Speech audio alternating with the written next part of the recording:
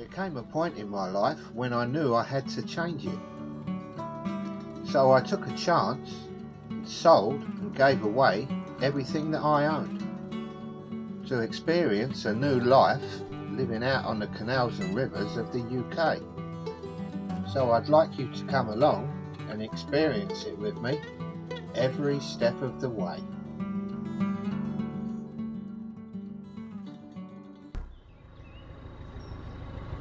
Morning YouTubers, and thank you for joining me again. Before we go any further, I'm going to give you a little warning.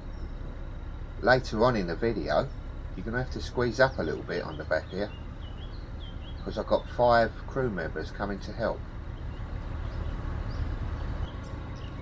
The journey's starting at Weedon Bec, and I'm going to travel up to near Wilton Marina at the bottom of the Buckby Lock flight to pick up my crew. Then we're going to go up the 7 locks, turn left at Norton Junction, and then more up just before Braunston Tunnel.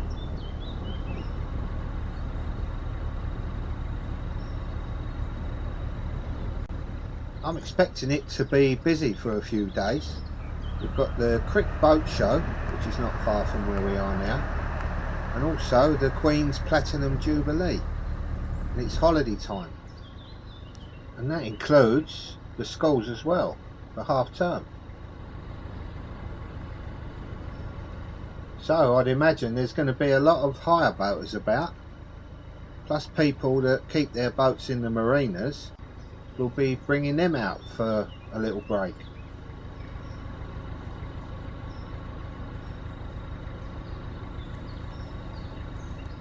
The weather's turned out fantastic, so we're all set for a lovely cruise up the Grand Union.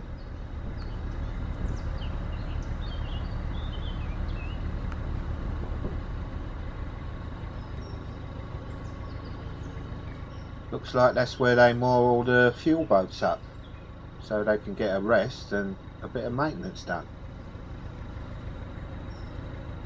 It might seem like an idyllic job, but I wouldn't fancy cruising 8 or 10 hours every day in all kinds of weather. So I take my hat off to them.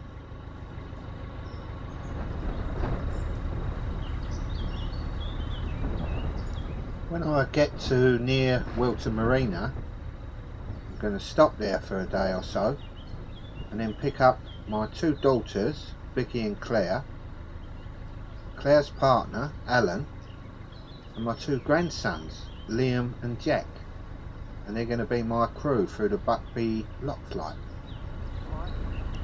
Claire's the only one with any experience on a narrowboat. I think you've seen her a couple of times before on my channel, but the other 4 are new to the game, so it's going to be interesting to see how they get on. And Liam and Jack better behave themselves, or as grumpy Grandad will be right on their case.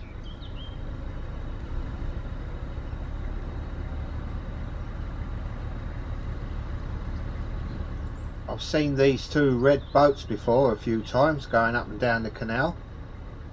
They're the day boats for hire.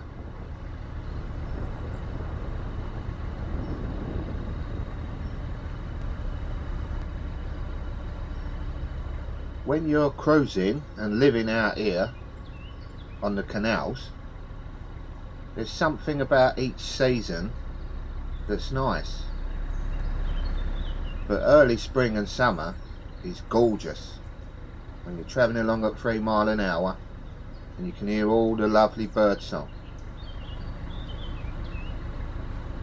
There's something almost hypnotic about it.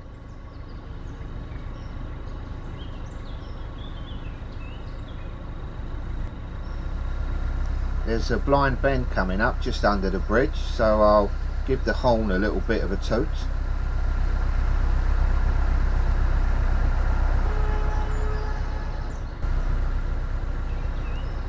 Unlike on the last vlog I put out, there's no boats coming at me.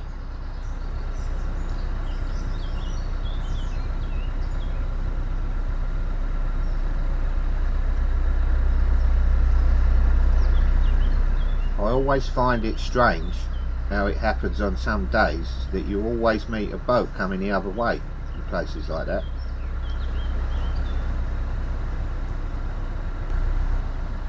If I'd have left the mooring 2 minutes later, I'd have met this boat right at the bridge. But it's just the luck of the draw, I suppose.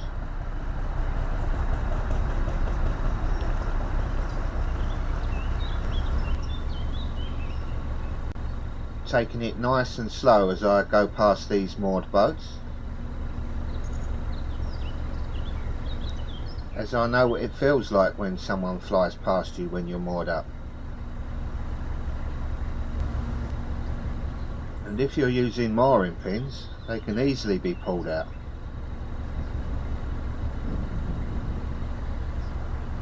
So now and again you have to put yourself in other people's shoes. Ain't that right, ducks? I think they agree.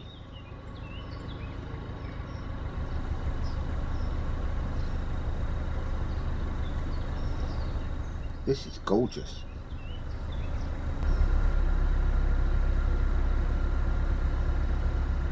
I'm loving it so far.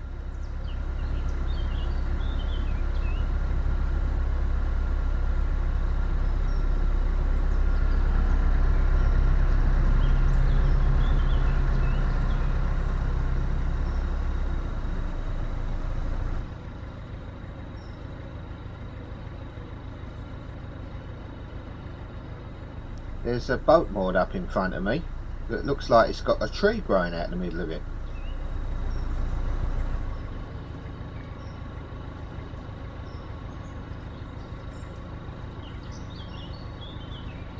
Looks like it's just been left there.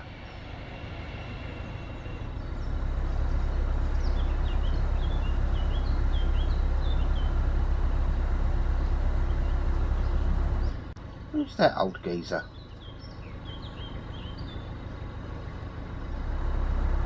We're going through a tree-lined area which is called Brockhall Park.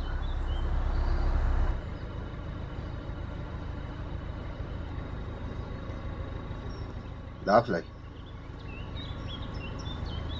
I didn't expect this when I came out today.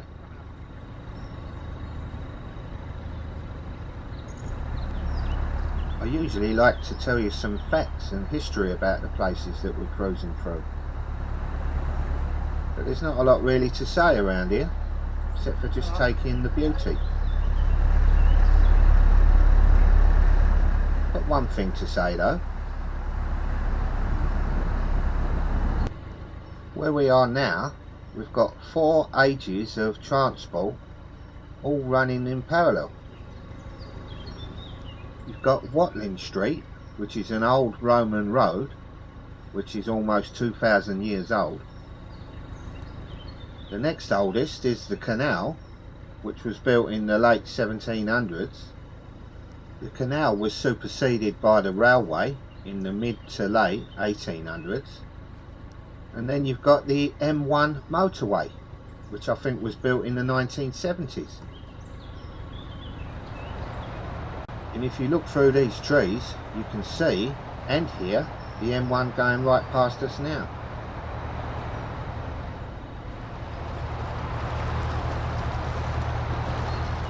You might be picking up a bit of road noise going through this wonderful area, but it doesn't make any difference to how it looks.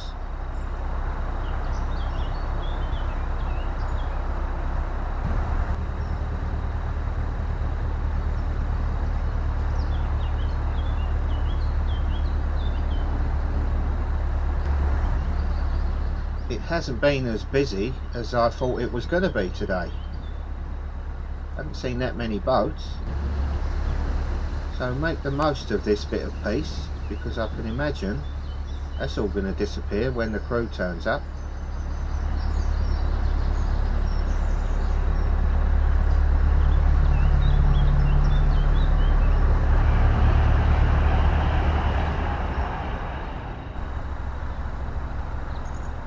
If you look up into the distance, you can see a bridge. And not far past that bridge is Wilton Marina.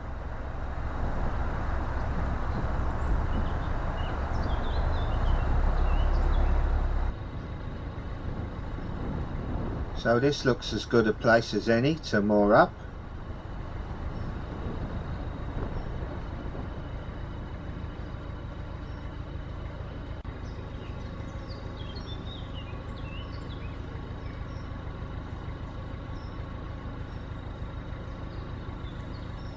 We've got 6 of us, plus you, standing on the back here, and Aitch looks like he's doing a bit of a wheelie, with the front sticking up.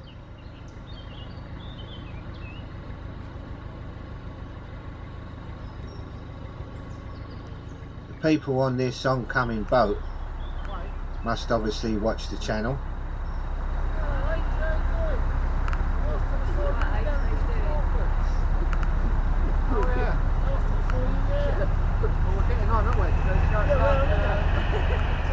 It always amazes me when people shout me out.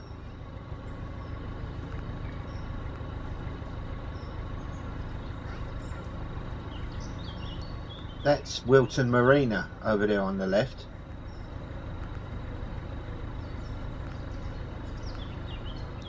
We've got the first lock of the day coming up, so I'm going to have to get over where I can and see what the situation is.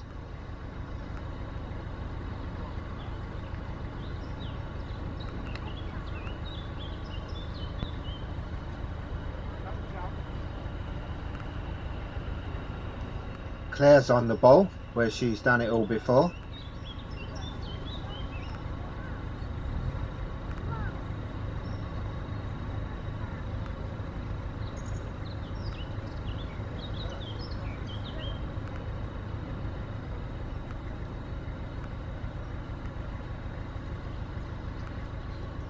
There's someone already in the lock coming down, so we'll just hang about here and wait our turn.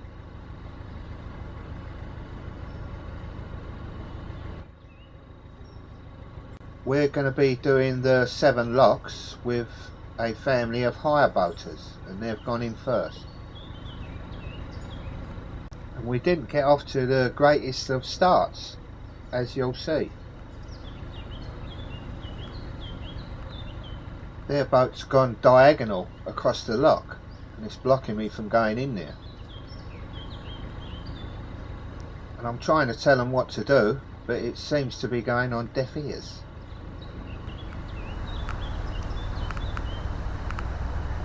Can't they throw the centre line up and pull it over? Just squeeze them in there. What? Just squeeze them in there. The bloke from the hire boat said, just squeeze it in there, as he seems to know best.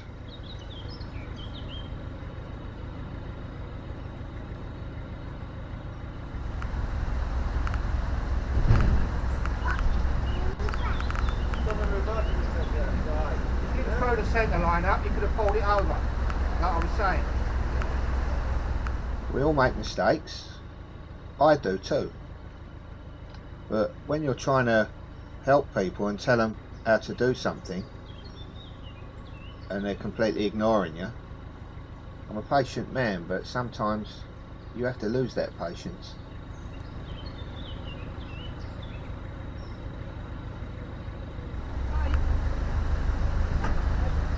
Then on the next one, if you throw the line up, they'll pull it over for you. I've got a load of choice.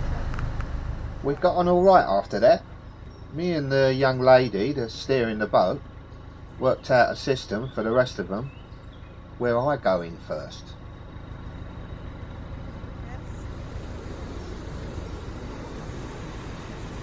It's inevitable when you're out here that you're going to get some bumps and scrapes, but if you can avoid it, you do. You don't do it on purpose like that fella wanted to do.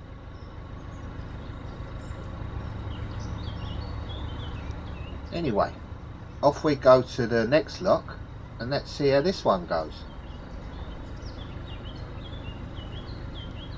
There's the 2 sisters helping each other out as the lock empties in front there.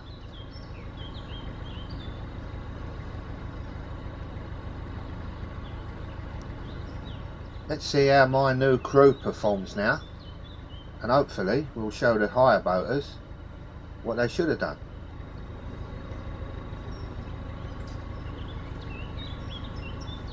I looked like a midget standing next to Alan earlier, but Alan is 6'7" tall.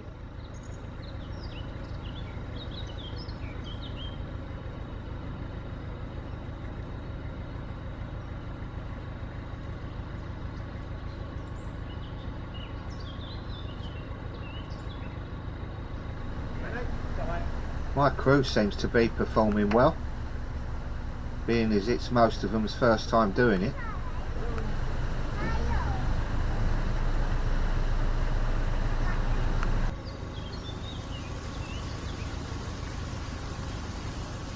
I'm not trying to sound like an expert, but hopefully we'll give the higher boaters an idea of how they should have done the first lock.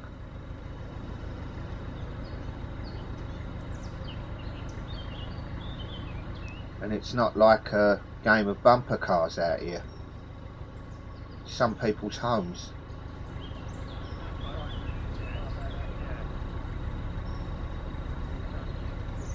There's some pretty looking little areas between some of these locks.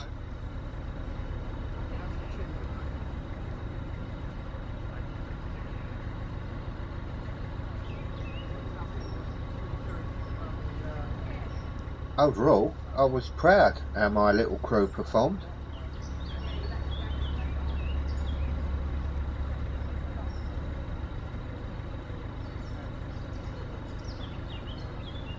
And this little trip up the Buckby Lock flight must have given a fair bit of experience on what goes on and what they've got to do.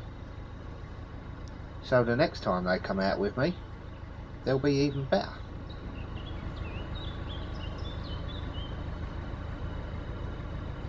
I must admit though, it was a little bit stressful for me. Where I'm used to doing everything myself, I don't have to think about anything. But watching the crew and making sure they're doing things right was a bit more stressful, I suppose. But that'll all disappear as they become more experienced.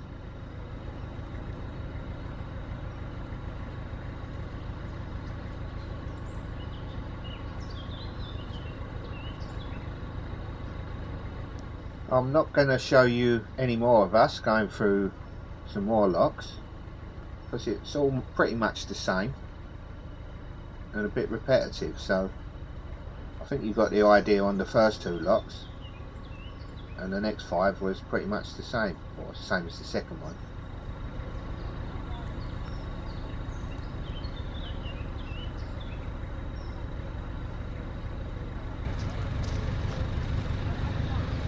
We're in the last lock of the Buckby Lock flight. Yeah, when we...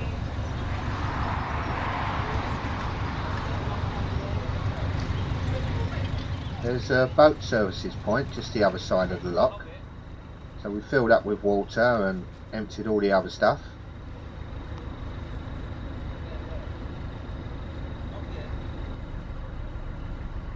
And now we're heading off past this CRT yard towards Norton Junction.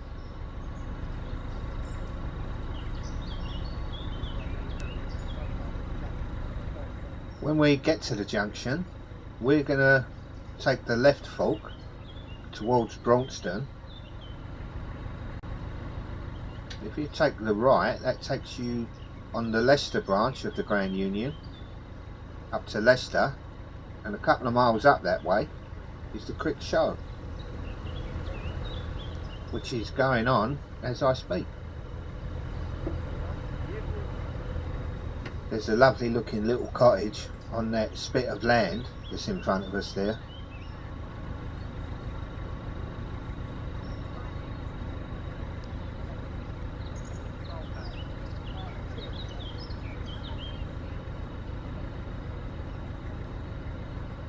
I'm going to be looking to moor up soon, because Claire and Alan have got to get on the bikes and go back and pick their car up, so I don't want to get too far away.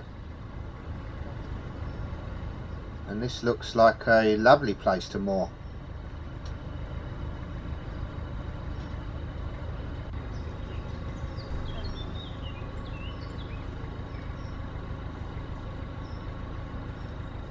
So I'm going to try and pull in just past these boats up here on the left.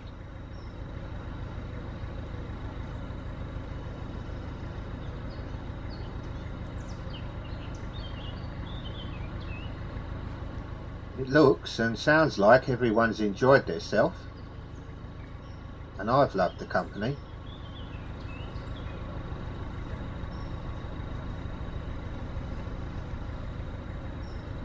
And I hope that you've enjoyed meeting some of my family. And now I'd like to thank some of my Narrowboat family for buying me a coffee. That's Nobby Hall, Paul Carroll, Someone Didn't Leave a Name, Bojax, Pete the DJ, Shane Kavanagh, Simon and Hillary, Bobby, Browsy, Basil and Buddy the dogs. Thank you all very much. You don't know how much that helps me and the channel. If you got this far in the video, well done, and I hope to see you on the next one.